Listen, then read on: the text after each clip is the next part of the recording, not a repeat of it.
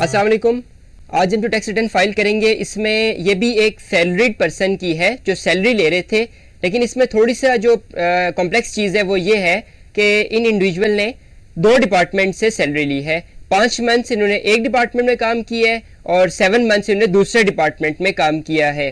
तो जब ऐसी सिचुएशन आ जाए तो हमने वही काम करना होता है जो वर्किंग में मैंने किया है कि सैलरी को आप मल्टीप्लाई करेंगे, दोनों सैलरीज को इनका सम जो आ जाएगा वो आप एंटर कर देंगे। सबसे पहले हम इनका लॉगिन करते हैं। इनबॉक्स को मैं एक बार देख लूंगा। इनबॉक्स में ये दो नोटिस आए हुए हैं, एक 2016 का और एक 2017 का अंडर सेक्शन 114(4). आपने जब ऐसा नोटिस आएगा तो इसको बिल्कुल ओपन नहीं करना, इग्नोर कर देंगे इसको। आप डिक्लेरेशन में जाएं, नॉर्मल रिटर्न पे जाएं, वही जो नॉर्मल प्रोसीजर है इसका, पीरियड सेलेक्ट करें 2021। कह रहा है कि ऑलरेडी आप ये ट्रांजैक्शन स्टार्ट कर चुके हैं, कोई और ट्रांजैक्शन करें। तो ये जब ऐसी प्रॉब्लम हो तो इसका मतलब ये है कि शायद हमने इसको पहले से ओपन किया हुआ है। तो पहले से ओपन शुदा चीज़ ड्राफ्ट में होती है, आपने ड्राफ्ट में जाके इसको डिलीट करना है। सबसे पहले आप डिलीट करेंगे, उसके बाद आगे चलेंगे। ट्रांजैक्शन डिलीट हो गई है। अब आप जाएं नॉर्मल रिटर्न पे। यहाँ पे अगेन पीरियड सेलेक्ट करें 2021।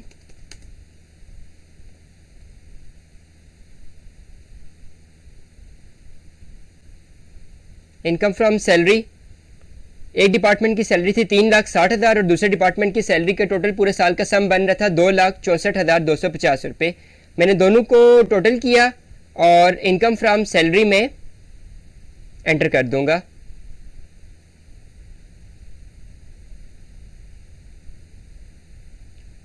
उसके बाद हम कंप्यूटेशन में जाते हैं। टैक्स चार्जेबल कंप्यूटेशन में देख लें कि कितना टैक्स बन रहा है इनका। एडमिटेड टैक्स इनका आ रहा है 1,213 रुपये।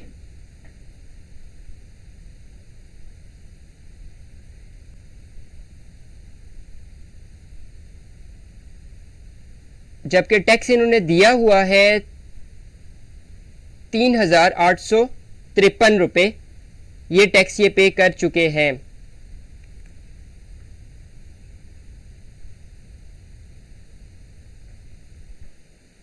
डिपार्टमेंट ने इनकी सैलरी में से ज़्यादा टैक्स कट है।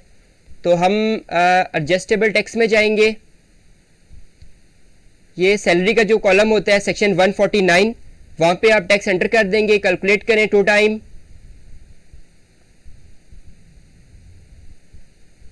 अभी जब आप कंप्यूटेशन में देखेंगे तो वो रिफंडेबल टैक्स बन रहा होगा।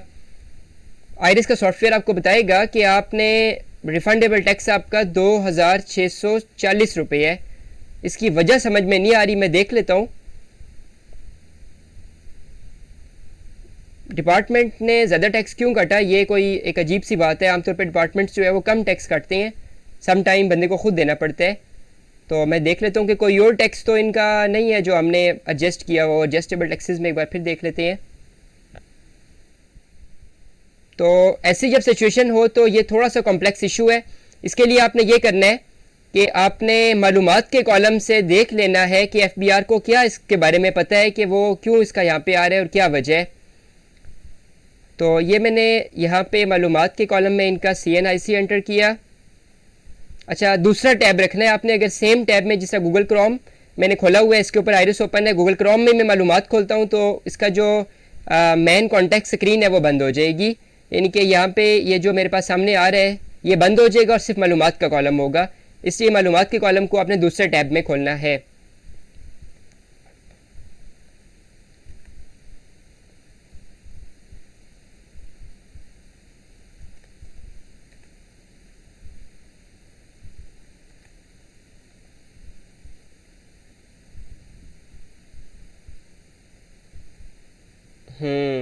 इसमें भी वो वही इशू दे रहा है। कह रहा है कि पहले आप वहाँ से लॉग आउट करें और उसके बाद देखें। तो इसको मैं सेव करके लॉग आउट कर देता हूँ और यहीं से ओपन कर लूँगा। ये मैंने सेव किया इसको।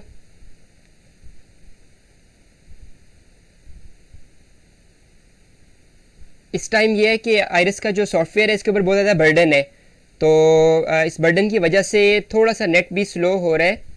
साइट जो है उसके ऊपर अभी चीज़ें प्रोसेसिंग में ज़्यादा टाइम ले रही हैं। सम टाइम ऐसा हो जाता है, स्पेशली जब लास्ट डेज आते हैं। तो उसको लॉग आउट करेंगे, फीडबैक नहीं देना हमने।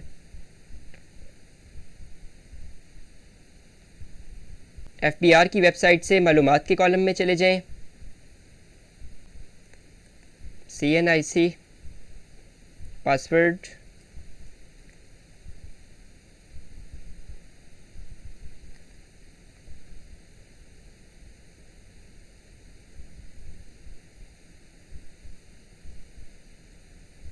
सब कुछ क्लोज करना पड़ेगा कम्प्लीटली। उसके बाद रीओपन करते हैं। अब हम इसको रीओपन करते हैं। अब होप्स हो के मालूमात का कॉलम हमारे सामने खुल जाएगा।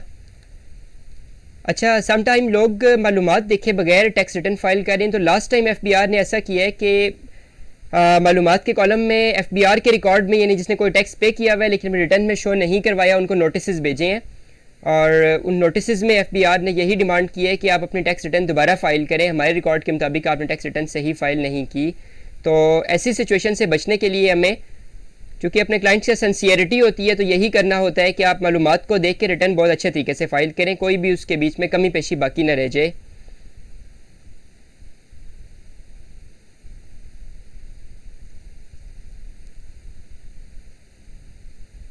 Error login, again error.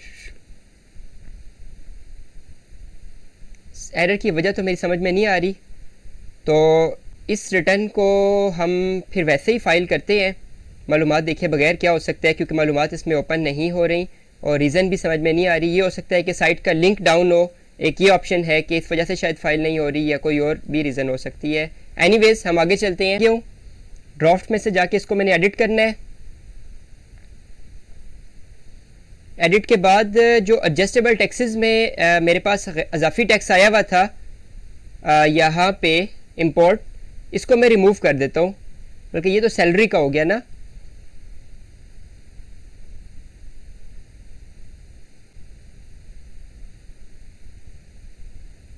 हाँ, इसके अलावा यहाँ पे कोई टैक्स नहीं है।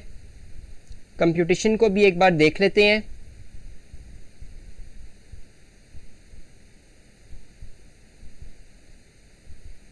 कंप्यूटेशन में भी हमें कोई भी एडिशनल चीज़ नज़र नहीं आ रही, बल्कि रिफंडेबल टैक्स ही बन रहा है। एनीवेज आगे चलते हैं।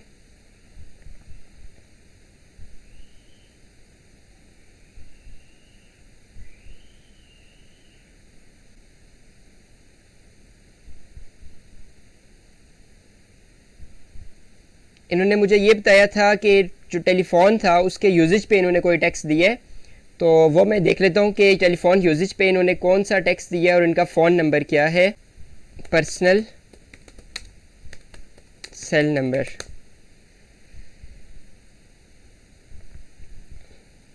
इस पे मेरी कैलकुलेशन के मुताबिक अमाउंट बन रही है 3967 और टैक्स बन रहा है, जो यू फ़ोन ने काटा है वो है 469। ये एक इन्होंने एडिशनल इन्फॉर्मेशन बताई है, इसके अलावा कुछ भी नहीं है। अभी इनके एसेट में मैंने एक चीज़ इंक्रीज़ करनी है कि उन्होंने एक कंपनी रजिस्टर करवाई थी, तो उस कंपनी का जो है वो उसकी वैल्यू मैंने एंटर करनी है यहाँ पे। ये बल्कि ऑलरेडी एंटर है, AGIT सॉल्यूशंस। इसको 90,000 कर देते हैं। साल गुजर गया, इसकी वैल्यू इंक्रीज़ हो गई है।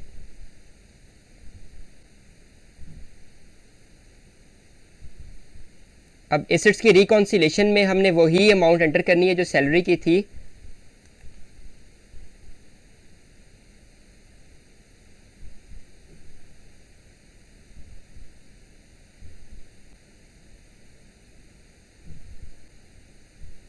आई थिंक सो कि मैंने कैलकुलेशन में कोई गलती की है, इसको मैं देख लेता हूँ।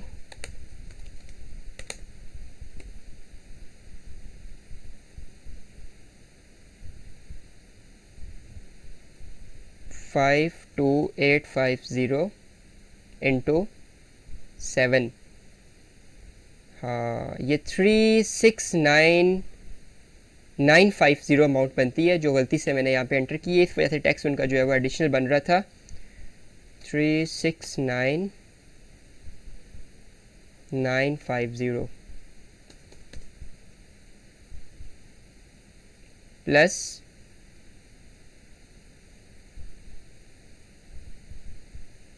360 एंड 000, ये आ गया 729950। 729950 सैलरी की अमाउंट को अब हम बढ़ा देते हैं, और जब हम बढ़ाएंगे तो यकीनी तौर पे हमारे पास एडिशनल टैक्स भी आ जाएगा।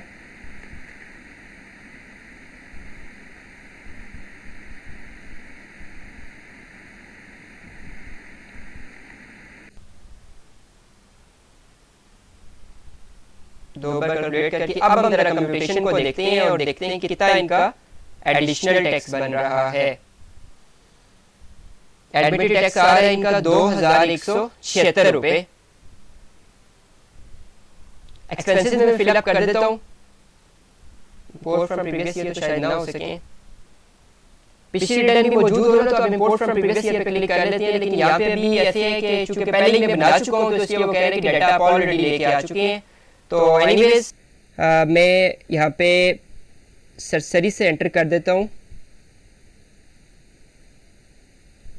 अदर हाउस होल्ड एक्सपेंसेस में हम डाल देते हैं 5,25,000। क्लाइंट से पूछना होता है, लेकिन उसने मुझे नहीं बताया तो मैं अपनी मर्ज़ी से डाल रहा हूँ। और उसके बाद रिकॉन्सिलेशन में आप देख लें, बल्कि अनरिकॉन्सिलेटेड अमाउंट को हम चेक कर लेते हैं।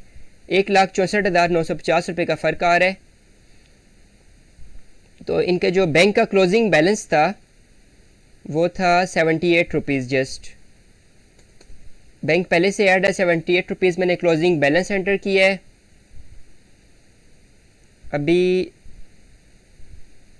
1,65,215 का डिफरेंस है जो मैं कैश बढ़ा देता हूँ।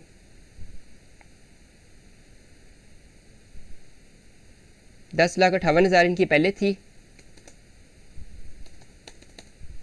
प्लस 1,65,215, ये 1,223,215 1,223,215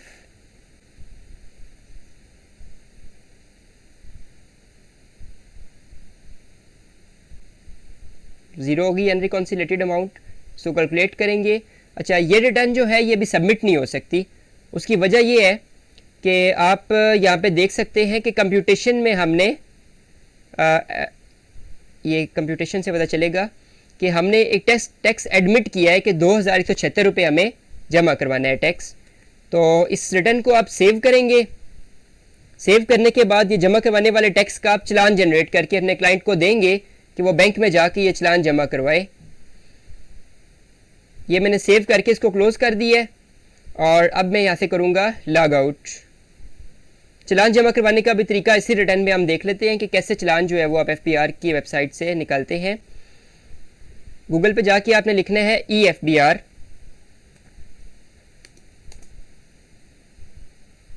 ये एक अलग से पोर्टल खुल गया है EFBR, इस पे आप आएंगे। ई पेमेंट्स में ऑप्शन है इनकम टैक्स का, इस पे क्लिक करें।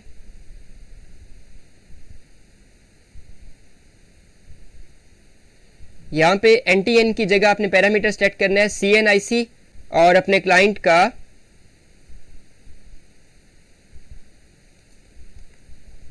CNIC एंटर कर देना है।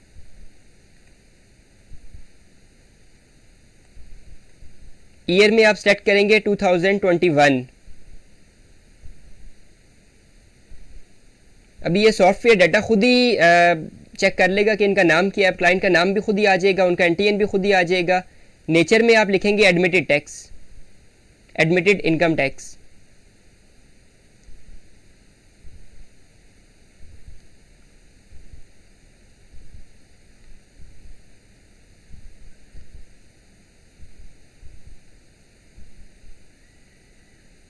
अमाउंट थी इनकी 2,176 रुपये। 2,200 पूरा ही कर देते हैं, बाकी रिफंडेबल में आ जाएगा।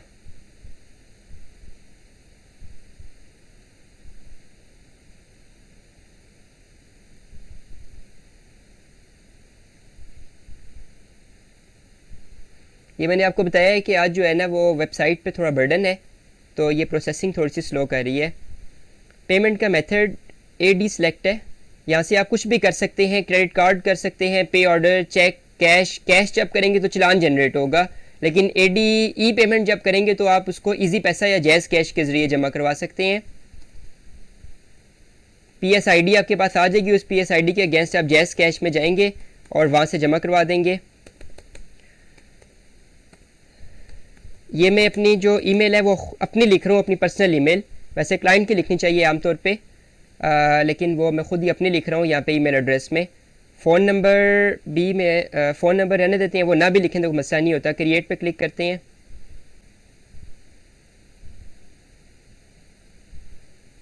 Admitted income tax,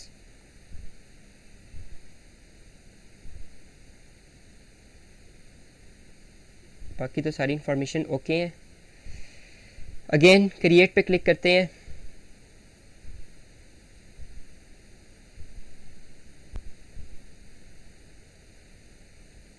please review the e payment detail carefully and जी हम कंफर्म कर रहे हैं इसको, हमने सारा कुछ पढ़ लिया है। मेहरबानी करो हमें चालान दे दो, टैक्स देना चाहते हैं हम।